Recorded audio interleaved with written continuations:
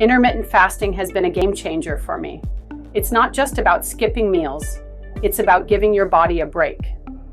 When you fast, your body shifts from burning sugar to burning fat for energy, which can lead to weight loss.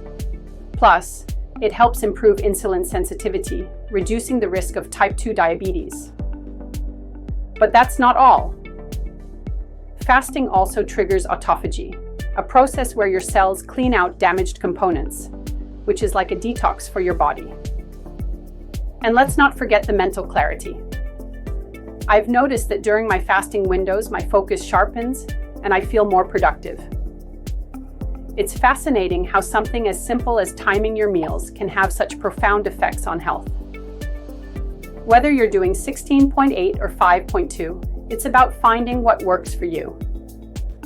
So, if you're curious about boosting your health, intermittent fasting might just be worth a try.